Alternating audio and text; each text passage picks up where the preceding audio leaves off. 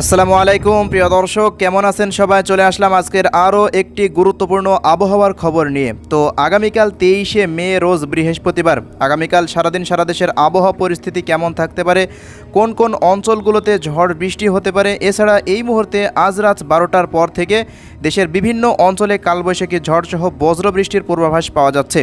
এছাড়া প্রিয় দর্শক, এই মুহূর্তের সবচেয়ে আলোচিত খবর হচ্ছে ঘূর্ণিঝড় রেমাল নিয়ে। তো ঘূর্ণিঝড় রেমাল কোন পথের দিকে এগোচ্ছে, কোন কোন অঞ্চলগুলোতে আঘাত হানতে পারে এবং বাতাসের গতিবেগ কত থাকতে পারে, সম্পূর্ণ বিস্তারিত ভিডিওর মাধ্যমে আলোচনা করা হবে। এজন্য অবশ্যই ভিডিওটি না টেনে একেবারেই শেষ পর্যন্ত দেখতে থাকুন। আর আপনি দেশের কোন জেলা থেকে আমাদের এই ভিডিওটি দেখছেন অবশ্যই কমেন্ট বক্সে গিয়ে জানাতে ভুলবেন না। তো চলুন এবার দেখে নেওয়া যাক এক নজরে। তো প্রিয় দর্শক, এই মুহূর্তে আমরা স্যাটেলাইট চিত্র থেকে দেখতে পাচ্ছি দেশের আকাশ প্রায় অস্থায়ীভাবে আংশিক মেঘলা রয়েছে। প্রত্যেকটা বিভাগে আকাশ এই মুহূর্তে অস্থায়ীভাবে আংশিক মেঘলা দেখা যাচ্ছে। শুধুমাত্র মেঘের একটু চাপ বেশি রয়েছে রংপুর এবং রাজশাহী এবং এদিকে রয়েছে খুলনা বিভাগে। পাশাপাশি চট্টগ্রাম বিভাগেও হালকা মাঝারি মেঘের আনাগোনা রয়েছে। তো আজ সারা রাত দেশের বিভিন্ন অঞ্চলে হঠাৎ কালবৈশাখী আকারে মেঘমালা তৈরি হতে পারে। তবে এই মুহূর্তের সবচেয়ে লেটেস্ট যে আপডেটটি রয়েছে সেটি হচ্ছে এই যে দেখতে পাচ্ছেন ভারতের পশ্চিমবঙ্গের এই অংশে একটি মেঘমালা তৈরি হচ্ছে।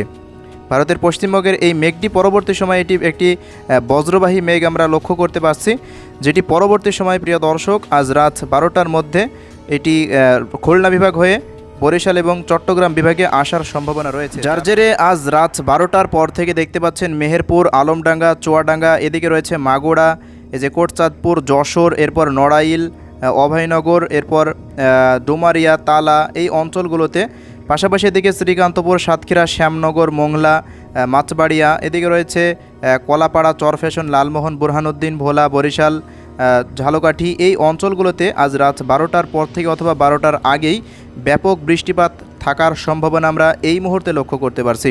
তো ভারতের এই পশ্চিমবঙ্গের মেঘের জেরে এই মুহূর্তে সেখানে ব্যাপক বৃষ্টিপাত ঘটছে। প্রিয় দর্শক দেখতে পাচ্ছেন সেখানে এই মুহূর্তে ব্যাপক বৃষ্টিপাত তৈরি হচ্ছে। তো সেটি পরবর্তী সময় আস্তে আস্তে বাংলাদেশের দিকে অগ্রসর হওয়ার সম্ভাবনা প্রায় 80%। তো দেখা যাক পরবর্তী সময় কি হয়। তো আজ রাতে বৃষ্টিপাত হয়েছে কিনা অবশ্যই কমেন্ট বক্সে জানাবেন। তো এই মুহূর্তেও দেখতে পাচ্ছেন খুলনা বিভাগের কয়েকটি অঞ্চলে ভারী থেকে অতি ভারী বৃষ্টিপাত অব্যাহত রয়েছে। তো আজ রাত 12টার মধ্যেও এইসব অঞ্চলগুলোতে আজ রাত ফের বৃষ্টিপাতের দেখা মিলতে পারে। তো আজ রাত 12টার মধ্যে খুলনা ও বরিশাল বিভাগ ব্যতীত সারা দেশের তেমন কোথাও বৃষ্টিপাতের সম্ভাবনা নেই। তো আগামীকাল সকাল পর্যন্ত সারা দেশের আবহাওয়া পরিস্থিতি স্বাভাবিক থাকার সম্ভাবনা, তেমন বৃষ্টিপাতের পূর্বাভাস আমরা এই মুহূর্তে লক্ষ্য করতে পারছি না। এছাড়া প্রিয় দর্শক, পরবর্তী সময় বেলা 4টার পর থেকে সন্ধ্যা 6টার মধ্যে কক্সবাজার এবং এদিকে কুতুবদিয়া, টেকনাফ, মহেশখালী, এদিকে রয়েছে বান্দরবন, খাগড়াছড়ি, এই অঞ্চলগুলোতে হালকা মাঝারি বৃষ্টিপাত থাকার পূর্বাভাস আমরা এই মুহূর্তে লক্ষ্য করতে পারছি। তো আগামীকাল সারাদিন সারা দেশে তেমন বৃষ্টিপাত নেই। তো সন্ধ্যার পরে যদি চলে যায় দেখতে পাচ্ছেন সন্ধ্যা 6টার পর, বৃহস্পতিবার সন্ধ্যা 6টার পর এই যে রংপুর বিভাগের কয়েকটি অঞ্চলে আকস্মিকভাবে বজ্রবৃষ্টির পূর্বাভাস উঠে আসছে। এই যে পঞ্চগড়, এরপর রয়েছে ঠাকুরগাঁও, এদিকে দিনাজপুর, কালাহোড়, সাইদপুর, এদিকে রয়েছে দেবীগঞ্জ, এই অঞ্চলগুলোতে, পাশাপাশি লালমনিরহাটে হালকা মাঝারি বৃষ্টিপাত থাকার পূর্বাভাস রয়েছে। পাশাপাশি বৃহস্পতিবার রাত 10টার পর কুমিল্লা, ব্রাহ্মণবাড়িয়া, এদিকে রয়েছে সেনবাগ, ফরিদগঞ্জ, এই যে নোয়াখালী, ফেনী, এরপর চট্টগ্রাম, হাটহাজারী, এই অঞ্চলগুলো যে রাঙামাটি দেখতে পাচ্ছেন, এই যে বেলাছড়ি, রাজস্থলী, এই অঞ্চলগুলোতে রাত 10টার পরে বৃষ্টিপাতের পূর্বাভাস আমরা এই মুহূর্তে লক্ষ্য করতে পারছি। আগামীকাল শুধুমাত্র রংপুর এবং এই যে চট্টগ্রাম বিভাগে আমরা বৃষ্টিপাত লক্ষ্য করতে পারছি রাত 10টার মধ্যে। এছাড়া সারা দেশে তেমন বৃষ্টিপাতের কোনো পূর্বাভাস আমরা এই মুহূর্তে লক্ষ্য করতে পারছি না। তো এই মুহূর্তে সারা দেশের তাপমাত্রাও বেশি থাকার সম্ভাবনা রয়েছে। তো প্রিয় দর্শক, বৃষ্টিপাত না থাকার একটাই কারণ হচ্ছে এই মুহূর্তে বঙ্গোপসাগরে তৈরি হতে চলেছে একটি লঘুচাপ। এই লঘুচাপে দেশের সম্পূর্ণ জলীয় বাষ্প সেখানে টেনে নিয়েছে, এজন্য দেশের মেঘের আনাগোনা কমে গিয়েছে। তো বঙ্গোপসাগরে নিম্নচাপ তৈরি হওয়ার কারণেই সারা দেশে আগামীকাল থেকে বৃষ্টিপাত ব্যাপকভাবে কমে যাওয়ার সম্ভাবনা রয়েছে। তো 26 তারিখ থেকে নিম্নচাপের এবং ঘূর্ণিঝড়ের জেরেই সারা দেশে আবারও ফিরবে সেই বৃষ্টি। তো এই মুহূর্তে আমরা লক্ষ্য করতে পারছি বঙ্গোপসাগরে একটি লঘুচাপ তৈরি হয়ে গিয়েছে, যেটি পরবর্তী সময় আস্তে আস্তে উত্তর পূর্ব দিকে অগ্রসর হচ্ছে। তো আগামীকাল নাগাদ দেখতে পাচ্ছেন বাতাসের গতিবেগ প্রায় 72 থেকে 75 কিলোমিটারের আশেপাশে থাকছে এবং পরিপূর্ণ একটি নিম্নচাপে রূপ নিয়ে নিয়েছে। তো শুক্রবার নাগাদ দেখতে পাচ্ছেন এটি উত্তর পূর্ব দিকে অগ্রসর হয়ে যাচ্ছে। তো ওই মুহূর্তে আন্দামান সাগরের নিকট বাতাসের গতিবেগ রয়েছে প্রায় 70 কিলোমিটারের কাছে। তো সমুদ্র একেবারে উত্তাল হয়ে যাবে এবং সমুদ্র মাঝ বরাবর দেখতে পাচ্ছেন লো প্রেশারটি তৈরি হয়েছে এবং পরবর্তী সময় এটি আস্তে আস্তে আরও উত্তর পূর্ব দিকে অগ্রসর হচ্ছে। তো প্রিয় দর্শক ২৬ তারিখ নাগাদ ঘূর্ণিঝড়টি আস্তে আস্তে দেখতে পাচ্ছেন ভারতের কলকাতার দিকে অগ্রসর হচ্ছে। এরপর এটি তখন বাতাসের গতিবেগ আরও বেড়ে গিয়েছে। বাতাসের গতিবেগ দেখতে পাচ্ছেন প্রায় প্রতি ঘন্টায় ১০৩ কিলোমিটারের মধ্যে থাকছে। তো দেখা যাক পরবর্তী সময় এটি কোথায় আঘাত হানতে পারে। তো আমরা এই মুহূর্তে যেই আবহাওয়ার পূর্বাভাস মডেল থেকে তথ্য জানাচ্ছি সেটি হচ্ছে ইউরোপিয়ান আবহাওয়ার মডেল ECMWF। প্রত্যেক বছর তাদের আবহাওয়ার পূর্বাভাস শতভাগ সত্য হয়ে থাকে। আশা করা যাচ্ছে এবছরেও প্রায় ১০০%ই সত্য থাকবে।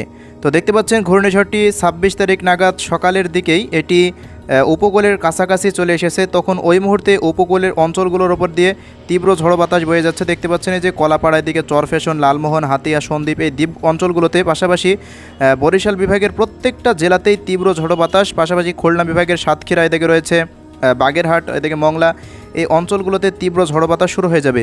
তো এদিকে মহেশখালী, এরপর টেকনাফ, কুতুবদিয়া এইসব অঞ্চলগুলোতে তো ঝড়ো বাতাস থাকবেই।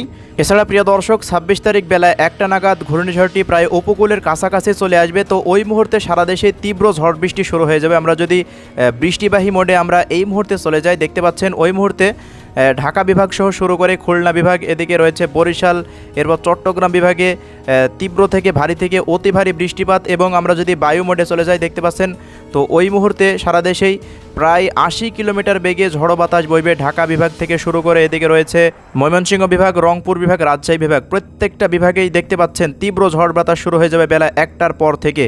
তো বেলা যত গড়াবে দেখতে পাচ্ছেন বিকেলবেলা নাগাদ ঘূর্ণিঝড়টি উপকূলে উঠে যাবে কলকাতায়। তখন তার চোখটি থাকছে কলকাতার কাছে, দেখতে পাচ্ছেন। এরপর পরবর্তী সময় ঘূর্ণিঝড়ের বেগ তো আরও বেড়ে যাবে। খুলনা বিভাগের প্রত্যেকটা জেলায় দেখতে পাচ্ছেন তীব্র ঝড় বাতাস বয়ে যাচ্ছে। এছাড়া রাজশাহী বিভাগেরও প্রত্যেকটি জেলায় তীব্র ঝড় বাতাস বয়ে যাওয়ার আশঙ্কা।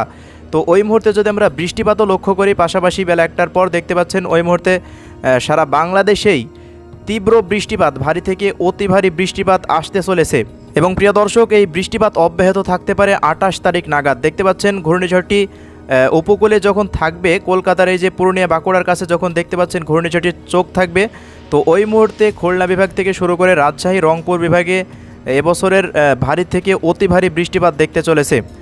এরপর ২৭ তারিখ দেখতে পাচ্ছেন ওই সময়ও ভারী থেকে অতি ভারী বৃষ্টিপাত ২৭ তারিখে রয়েছে। ২৮ তারিখও সেম অবস্থা।